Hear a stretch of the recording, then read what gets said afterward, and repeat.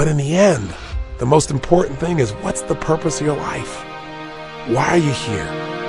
Everything on earth has a purpose, and you do too. That purpose provides an inner drive that once you tap into it can give your life immense fulfillment, that no matter what changes on the surface, this part of you does not change.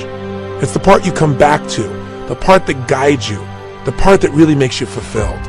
And that's your purpose, because all of a sudden, when you find out a friend's got cancer, or you turn around and you see that 35,000 people at IBM got laid off, or an entire industry disappeared overnight because a new one was created, it'll give you a way to find some good in virtually anything.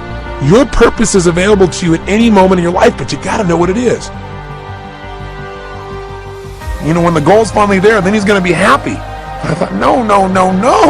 You know, each moment we've got to be able to find some sense of meaning for our lives, something that is significant, something that is useful. And we all know this is not a new conversation. See, all of us in life have to have a reason to be here. If all you're doing out there is going out and trying to achieve goals, and then you achieve them, then I'm sure you've run into that trip-up wire that says, okay, I've achieved the goal, and now what? Right? You achieve the goal and your brain says, is this all there is? See, the purpose of a goal, as I've shared with you so many times, is not to achieve the goal. The purpose of the goal is what it makes of us as people, who we become. Ultimately, though, we have to have a sense that who we even have become has some kind of meaning. Without that, there's not a reason to live. There's not a reason to get up. There's not a reason to go out there and make it happen. What's really controlling this man's life is fear. When people say they're cynical or they're pessimistic, what they're really screaming out to you is, I'm scared out of my mind.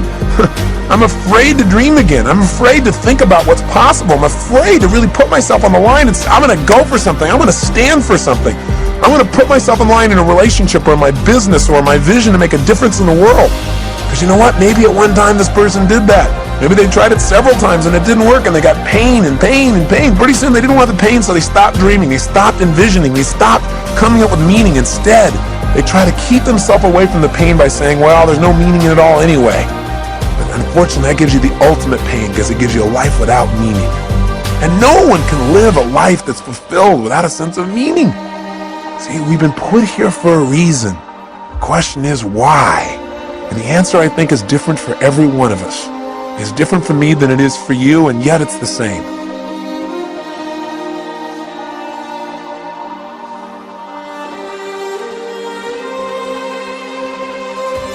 I'm really going to the essence of giving your life what you deserve, which is knowing that there are no mistakes, knowing that every little thing you do has a consequence.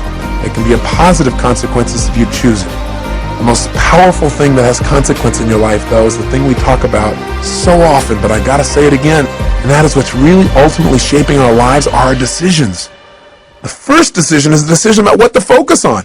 Where your focus goes is going to determine how you think, how you feel, what you do, ultimately what your life turns out like, what you're able to contribute. The bottom line is we must find an empowering focus out of any situation. The second decision that shapes our life and the meaning of our lives are the decisions that we make about what something means. Meaning is ultimately something we determine. That's the exciting part about it, and that's the scary part about it. And the third decision, of course, is what are you going to do when something happens? See, so much of the fear that we see in life comes from the fact that most of us don't feel like we're in control. We're running around trying to control all the events of our lives. And every single one of us is going to experience multiple situations in our life, no matter how skillful we are, where we cannot control the event. Where it's just not something that we can control because we didn't initiate it. Anytime you're dealing with other people, this is going to happen. Anytime you're dealing with Mother Nature, this is going to happen. Most of us in life are so afraid something's going to happen that we can't control. Therefore, we're going to get pain, that we try to avoid those things we can't control.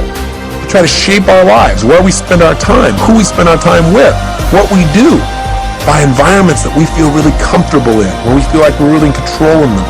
And what that does is it limits the shape and quality of our lives.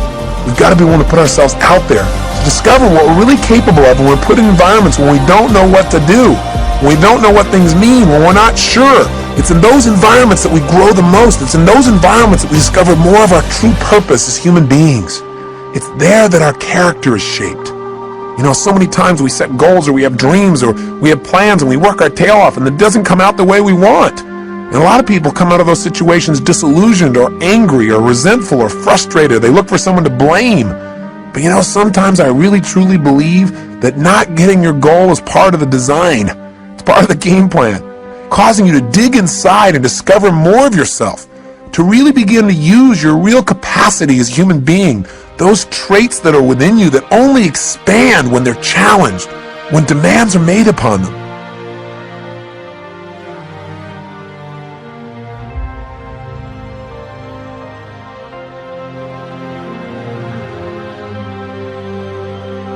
That what you do as a human being is primarily driven by your need to avoid pain and your desire for pleasure, right?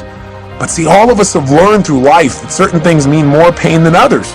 And so some people are driven by their fear, right? To experience the emotion of fear is the most incredible, painful thing they could ever imagine, so they'll do anything to avoid being in a fearful situation. Other people are driven by their desire to feel the sense of adventure.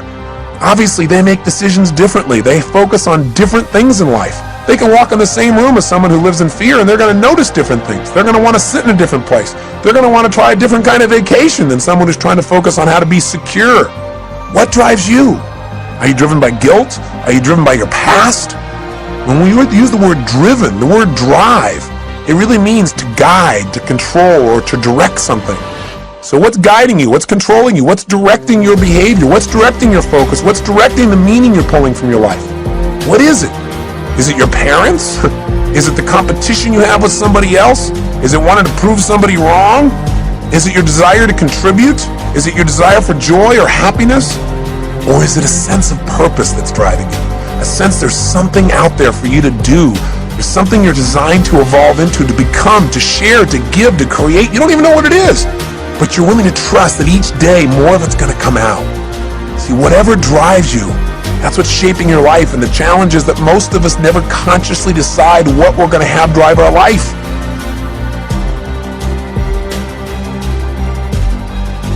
If you don't trust, if you don't have faith, then you instantly die internally.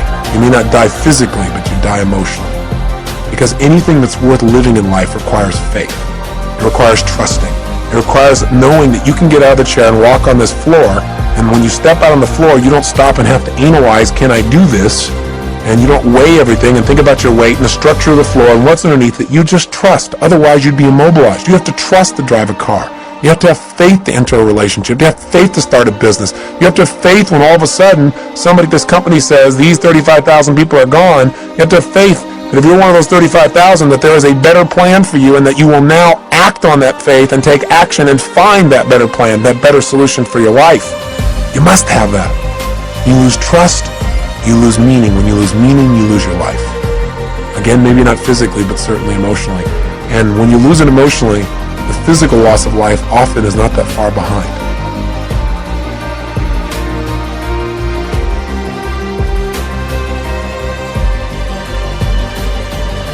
You gotta grow, you gotta expand, you gotta contribute, you gotta know that you're here for a purpose. There are no mistakes. There is a meaning. Even if you haven't found it yet, you must discover it. And you know what? For most people, they don't discover the meaning of their life until their life is over. What a sad place to be. Or until they have a life-threatening illness.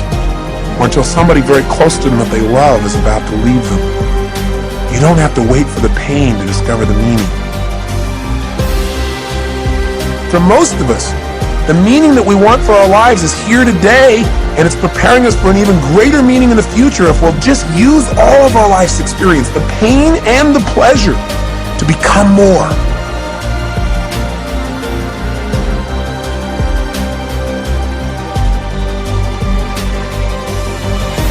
Decide consciously what you want your life to be about. Decide consciously what's the purpose of your life. Something simple. Something you can live every single day. I think that when I look at people's lives and I see the people who are having so much difficulty, I think the number one reason why people fail to experience joy in life, experience life as a win, is not because their life isn't a win, because the win can be just reaching out and touching somebody around you.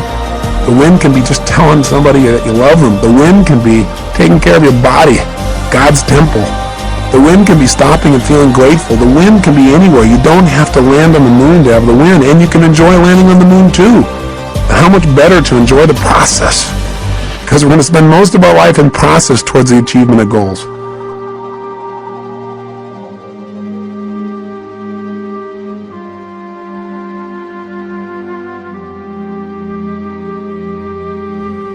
remember an interview with Michael Landon in Life magazine when he knew he was going to go. And he said, quote, "Somebody should tell us right at the start of our lives that we're dying, that we might live life to the limit, every minute of every day. Do what I say. Whatever you want to do it now. There are only so many tomorrows."